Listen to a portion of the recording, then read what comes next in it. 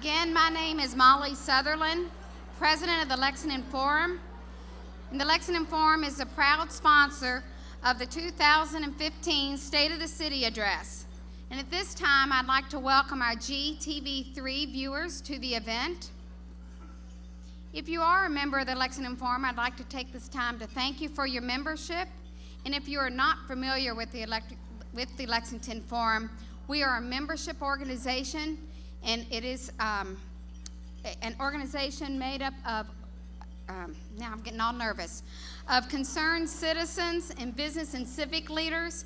And we come together to have deeper dialogues on issues to help make Kentucky and Central Kentucky the best place to work and live. The Lexington Forum meets the first Thursday of every month at 7:30 a.m. And in the past year, the Lexington Forum hosted 2 mayoral debates and also presented programs regarding our race relations, education, crime, and economic economy. Moving forward, the forum will be hosting Deborah Hensley in Can You Hear Me Now, which is a discussion on community radio. And that meeting is Thursday morning, February the 5th. So if you haven't registered, please register. The program committee the program committee works hard to bring diverse and important topics to our group in a timely manner, and to keep the forum focused on discussing community conversations that matter. If you're interested in becoming a member and would like to find out more about the Lexington Forum, please go to our website, lexingtonforum.org. At this time, I would like to ask Bob Owen, Spirit Award Committee Chair and fellow board member, to join me on the stage for the presentation of the Lexington Forum One to Watch and the Spirit Award. Bob? Thank you, Molly. The Lexington Forum continually talks about how fantastic it is to live in a place like Lexington. But we're also acutely aware it doesn't just happen. It happens because people are creative and dedicated and have a passion and take the leadership and do what needs to be done. So today we're going to pay tribute to 2 individuals here in Lexington who have taken these elements to a high level to make life better for others. Our first presentation, which I've just kicked over, our first presentation is a 2015 One to Watch Award, and it goes to an individual who combines his personal strengths with the community needs and really does it with high energy and high excitement. Fausto Sarmiento embodies 2 words that describes a very real segment of our life here. He's young and he's a professional. And he uses his education and background to expand opportunities for young professionals by providing advice and encouragement. Fausto is a senior management consultant with the Kentucky Small Business Development Center's Lexington area office and helps entrepreneurs and established businesses alike in making informed decisions. He specializes in the areas of risk and performance management, sales and negotiations, and he is a member of the $1 Million Loan Club for helping clients obtain more than $1 million in funding. He dedicates his time toward helping young professionals fully express their potential with their careers and in their communities.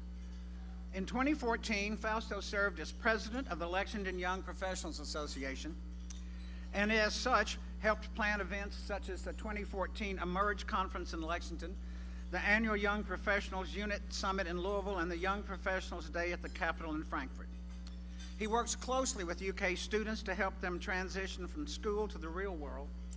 And he says one of his proudest accomplishments is helping a particular client realize his dream by showing how a tattoo artist can be as savvy as a high-tech entrepreneur by getting him selected as the 2014 Kentucky Small Business Person of the Year. Fausto is indeed energetic and passionate, and help me welcome him now, the 2015 One to Watch Award recipient, Fausto Sarmiento.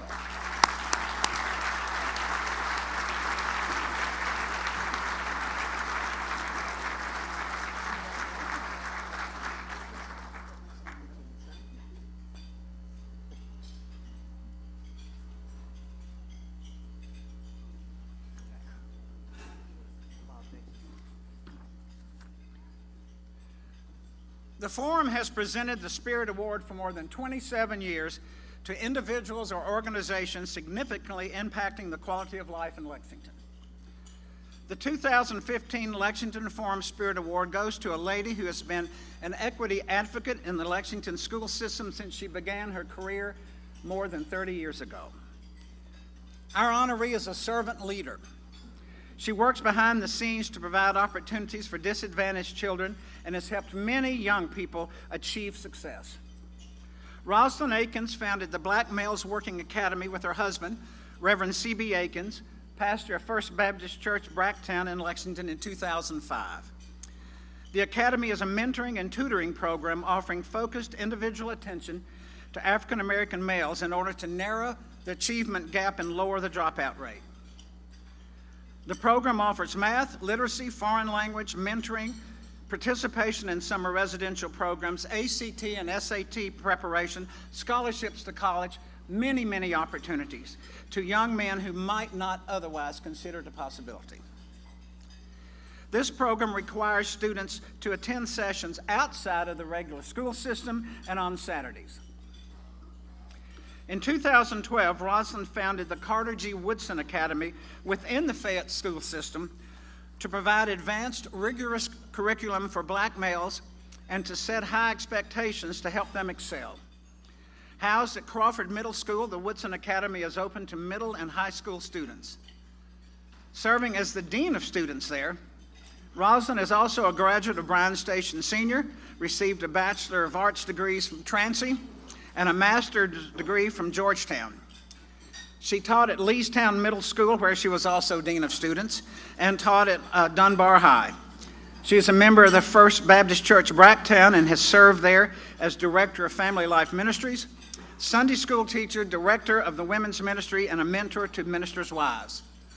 Please welcome with me the 2015 Spirit Award recipient, Rosalind Akins.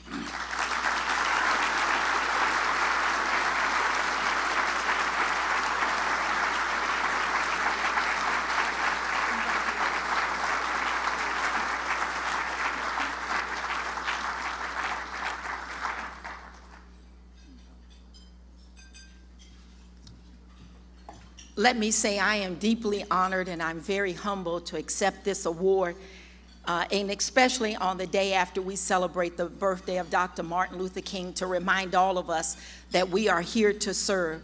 I'm blessed with my husband and an awesome staff that I get to meet with young men 6 days a week to educate, motivate, and to activate the potential for excellence that lies within each of them.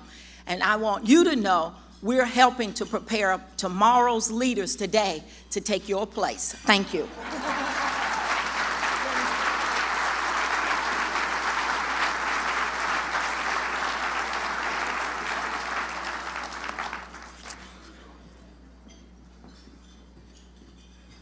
Wow, congratulations both Fausto and Rosalind. It's now time for our featured speaker. Please join me in welcoming Mayor Jim Gray as he addresses and delivers his 2015 State of the City Address.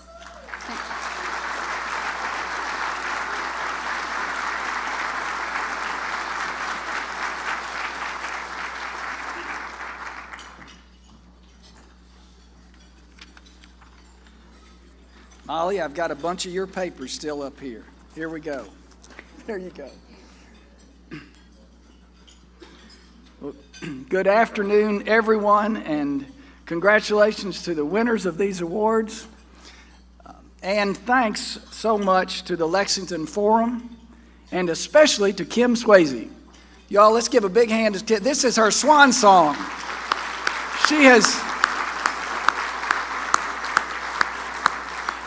Kim has managed this event for 9 years. Kim, thanks so much. I want to start today by shining a lens on our new council. First, Vice Mayor Steve Kay, our new at-large council members, Kevin Stinnett and Richard Maloney, new faces among our district council members, Jake Gibbs, Susan Lamb, Angela Evans, Fred Brown, Amanda Mays Bledsoe, and our returning district council members, Chris Ford, Siobhan Akers, Bill Farmer, Jennifer Scutchfield, Jennifer Massotti, Peggy Henson, and Ed Lane. Let's ask them to please stand for a generous round of applause.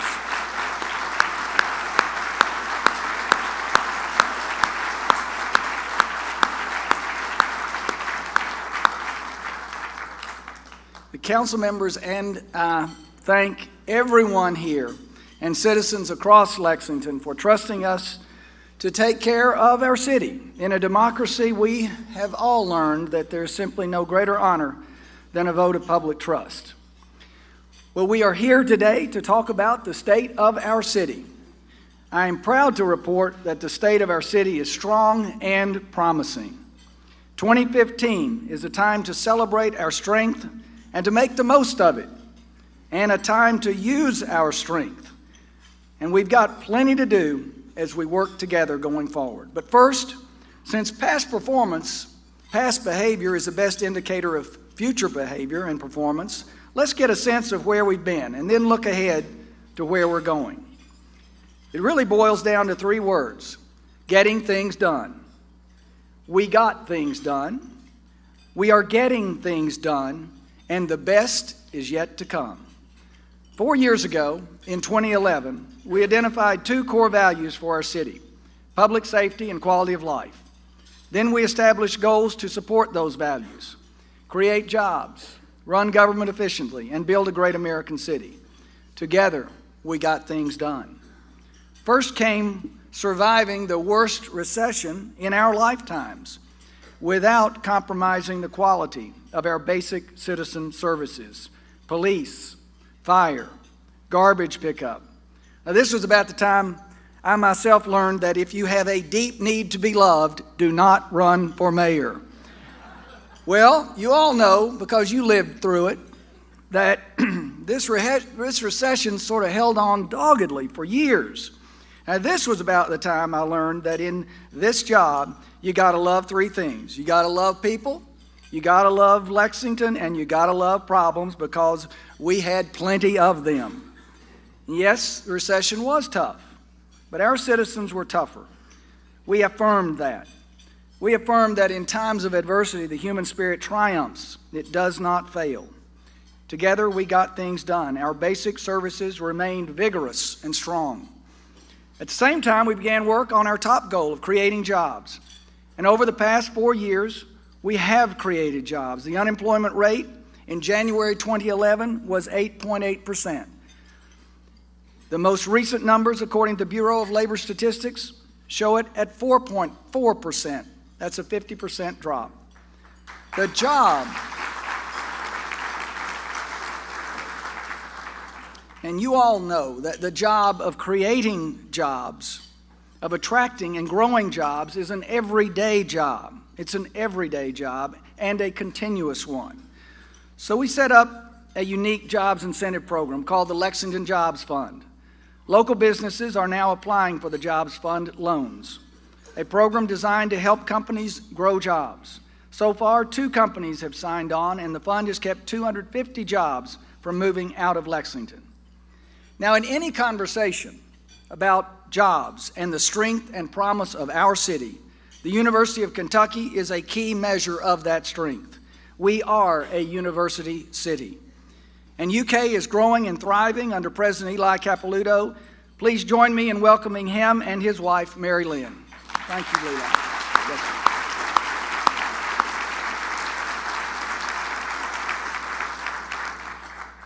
sir. UK is our largest employer, and in recent years, our largest source of job growth. But it is even more. UK is our cultural, intellectual, and economic anchor and engine. A growing and thriving university leads to a growing and thriving city. When the economy began recovering, we initiated major investments in public safety, and since 2012, we've made significant investments in police and corrections officers, in firefighters, and in new equipment. Since 2012, we have invested almost $750 million in public safety, including new officers, new firefighters, new ambulances and fire trucks, and new cruisers, investing more than in any 3-year period. Last month, we welcomed a new police chief, Mark Barnard. As former chief, Ronnie Baston moved into the Public Safety Commissioner's post, giving us another layer of experience. Yes, together, we got things done. We set our sights on running government efficiently through significant structural changes and by working with police officers and firefighters to reform our pension. We have already reduced our unfunded liability by $116 million. And these reforms have turned an unstable pension into a stable one, so police officers and firefighters can retire with security and confidence. In fact, a national actuarial firm recently called Lexington's pension reform the most effective reform in the country. Together,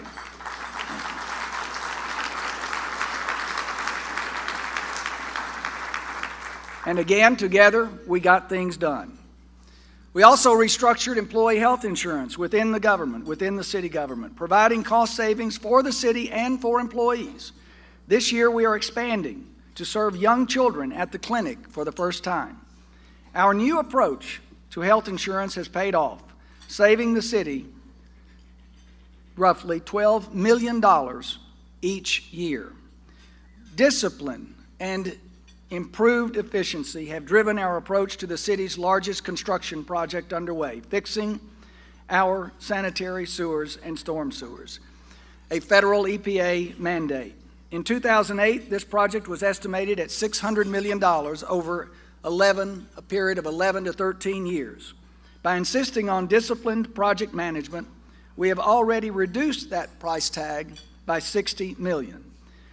As the council members know, as we rebuild our crumbling sewers, so far we have kept 50 million gallons of raw sewage from getting into our creeks because of the repairs already made to the sewer system. Yes, together, getting things done. Discipline and efficiency can improve big projects and small ones, and there's really nothing too small. Like the mental health court, a modest program, but it will make Lexington safer, save taxpayer money, and most importantly, help citizens who really need our help. In the business of governing, you all know that's called a win-win. Those among us struggling with mental illness who wander our streets are often jailed, spend time in shelters and hospitals, and then return to the streets. They cycle through the court system without ever getting the treatment they need, all at a very high cost to their own mental and physical health, and at great financial cost to taxpayers.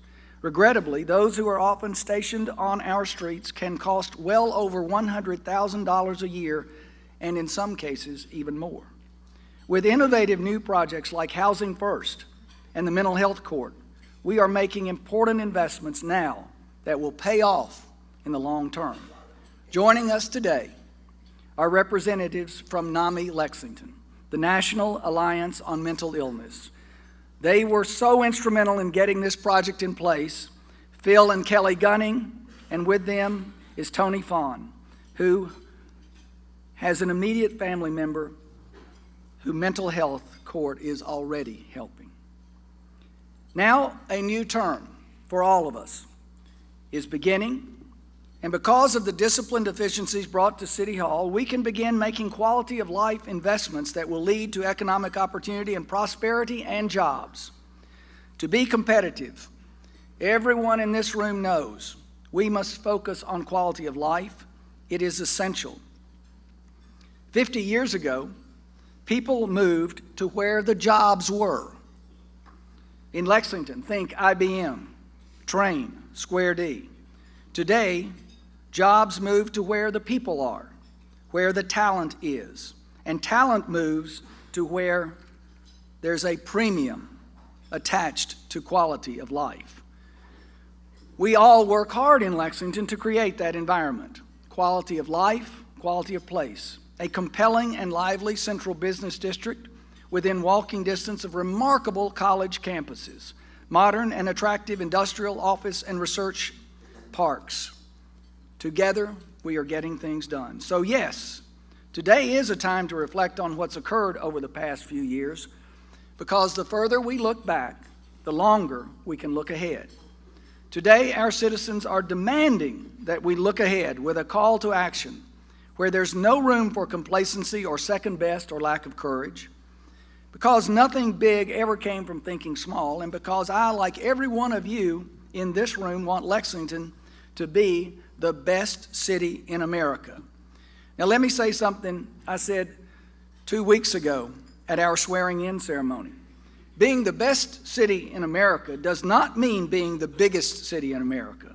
Being best means managing the basics and thinking aspirationally and implementing the things that matter. But more specifically, what does best look like? Best means delivering the best public services. Keeping our city and citizens safe is a core value. Delivering general services excellently supports our quality of life core value. It's important to deliver those services in the most efficient way and to focus on continuous improvement. With committed employees throughout our government, we can do just that. Being the best also means delivering the best infrastructure: roads, bicycle lanes, sidewalks, trails, mass transit, safe, modern services for water, electricity, waste disposal, storm and sanitary sewers, modern police and fire stations, equipment and technology. An example of this is our new Emergency Operations Center, where we saved $26 million by using an existing building owned by the city, and it will open next year. Another example of best infrastructure is quality of life infrastructure, a new senior center, one of the best in America, where construction is underway today. Together, getting things done. Being the best also means encouraging the best business environment. Businesses need high-skilled employees, and we must deliver them. The best education system is essential. So thanks again to Dr. Capilouto, Interim Schools Superintendent Dr. Marlene Helm, school board members Amanda Ferguson, Melissa Bacon, and Darrell Love, who are with us today, and from Bluegrass Community and Technical College, Dr. Augusta Julian and Joellen Reed. Thanks to all of you for coming today and for your irrepressible spirit working together to place education as a top priority.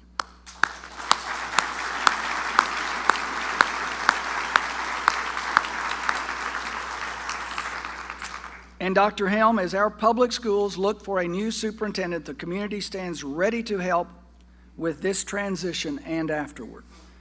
Business also needs affordable broadband. We really must become a gigabit city, making the information superhighway available and affordable for all businesses and citizens. While cities with rivers and railroads had an advantage in the industrial age, knowledge and ideas are what power today's information economy, and knowledge and ideas are carried on fiber. We must have it to compete, and thanks to the University of Kentucky for working with us on this important project. Now, being the best also means honoring and preserving our history. In the last campaign, I heard from many of you and others across our cities, and from council members as well. Please, Mayor, let's fix the old courthouse. And you are right. Taking care of history says a lot about a place. So here's our plan for the historic courthouse. In 2014, the city shored up the critical needs of the foundation. This year, we will be taking steps to save the building. The courthouse needs to be imaginative, innovative, and functional, and provide a gravitational pull that will attract citizens and visitors. Courthouse will have an assessment report in the next few weeks, and then in February and March, we will host a series of public meetings to gain community input. And I will include funding for the first phase in my budget address in April. We also, thanks Deborah Hensley, we also need to make plans for the Government Center, City Hall, a historic building that regrettably is costing us far too much to operate and repair. But of course, it also means saving that building. Now, being the best also means creating the best place to call home. We look ahead to a world-class parks system, including getting started on Town Branch Commons and improving neighborhood parks across the city. Great cities have great parks, timeless public spaces for celebration and recreation. Lexington has 105 parks covering 4,400 acres. They're right here on this map, the green spots. And clearly, we need a master plan to deliver the best parks system. While we're getting that master plan in place, let's move forward on a park where we already have an excellent plan, Town Branch Commons. Town Branch Commons, and this shows it, the plan, is a park that will follow the path of historic Town Branch through downtown. The plan for Town Branch meets the criteria of a great park. In fact, it has already won national recognition. Town Branch Commons will link the present and the past. Lexington was founded on the banks of Town Branch near McConnell Springs almost 240 years ago in 1775. It will also link our urban core to our extraordinary countryside. And I will also include funding for the first phase in my budget address in April. But we need to think bigger about parks and find ways to develop great parks throughout our city. Some of our leaders and citizens have been talking to our neighbors in Louisville who have already been creating a world-class parks system. Being the best means delivering the best arts and entertainment value to our citizens and guests. We aspire to be a city that's comfortable on the international stage, hosting events like the FEI All-Tech World Equestrian Games in 2010, and now the Breeders' Cup this fall. The horse capital of the world is the perfect spot to host the best of the best. We're proud today to welcome Bill Thomason, President and CEO of the Keeneland Association, and Greg Fravel, President and CEO of the Breeders' Cup. Thank you, Bill. Thank you. Thanks, Craig. Thank you all. And let me give a shout out to creative young people, especially to Price Bell and his leadership and the leadership of his friends in developing the concept that we've recently heard about, horse country. The equivalent, the equine equivalent, perhaps, of the Bourbon Trail for our world-famous horse farms. And say hello to Nan Plumer, who has just been named President and CEO of LexArts. Nan is one of several new professionals moving to Lexington, and together they will be taking local arts to the next challenging level. Like Stuart Haradner, the new director of the University of Kentucky Arts Museum, and two new theater groups. Bo List is here representing Athens West, and Jeremy Smith is here representing the Lexington Theater Company. Former council member and businesswoman Deborah Hensley is here representing a new opportunity, Lexington Community Radio, a new community station that's all about urban, downtown communities. It is expected to go live this fall, and if you know Deborah, you know that she hits her deadlines. And of course, can't miss honoring the irrepressible Isabel Yates, who is also here today. Thanks, Isabel. She's right over here. Thanks to Isabel and her committee, the Friends of the Kentucky Theater, who have given our Grand Ole Theater new life, raising $800,000 to make much-needed improvements.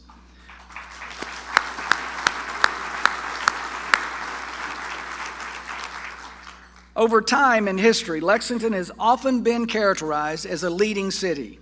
Today, the 61st largest city in America. We had the first urban services boundary. We were an early city-county merger. We were once known as the Athens of the West. Today we are leading again.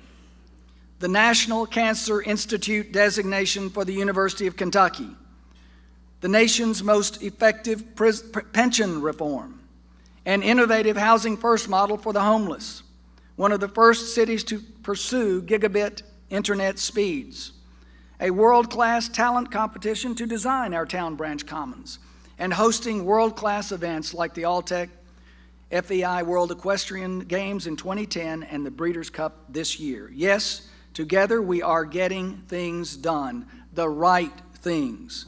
Now, just a little story to close things out. And it's actually a story that I suspect many of you, when you were younger, experienced yourselves. Well, when I was young, I played Little League Baseball. Well, in a very loose sense of that verb, played. I never played in what anyone might have called an important ball game and was never more than an average player. But I do have several memories from those years, just like all of you do. Some good, some bad. I didn't really grasp the meaning of my most bitter memory from one of those sports events for almost 40 years. One afternoon, when I was 10, a game that meant nothing to anyone except our parents and the players, and not much to most of us actually, someone on the other team hit a little pop fly that at least 3 of us were close enough to catch. I was playing left field.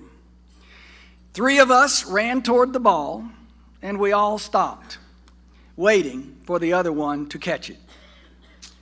No one did.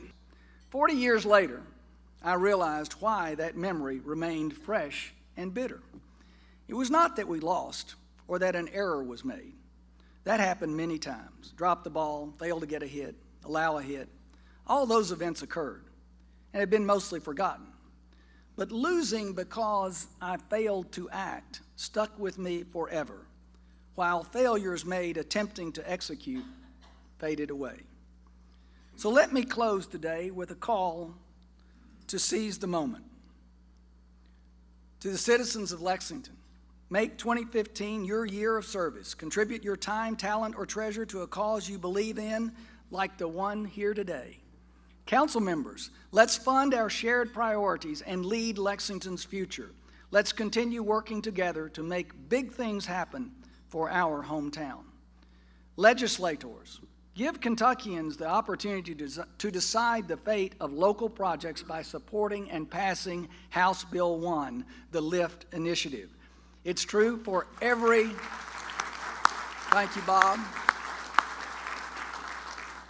It's true for every Kentucky city and county. When you're green, you grow. When you're ripe, you rot. And every city needs your help with legislation on the heroin problems and treatment. And to the governor, close out your second term just as strongly, giving Lexington and other communities the innovative workforce development solutions and systems and funding we need to train tomorrow's workforce. And even to candidates for governor, call for bold steps, reform Kentucky's tax system, and help our economic engines, rural areas, and our cities drive the state out of this budget trouble.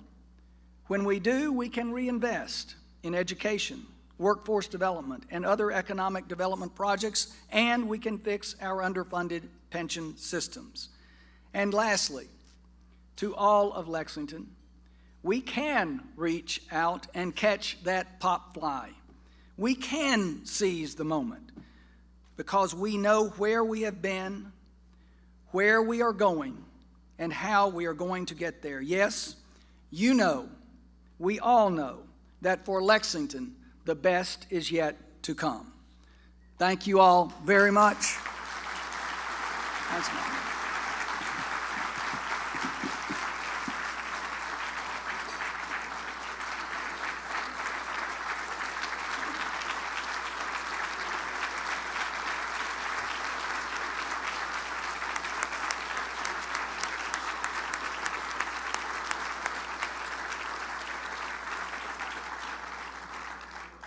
Thank you very much, Mayor Gray, and to the entire LFUGC staff and the Hyatt Regency staff for your helpfulness in making this a great event.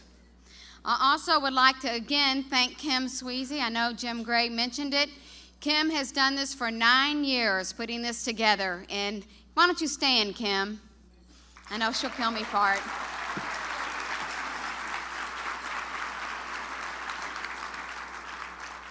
Great job, Kim. And Kim is working very closely with Lexington Forum's executive director, Don Brockman.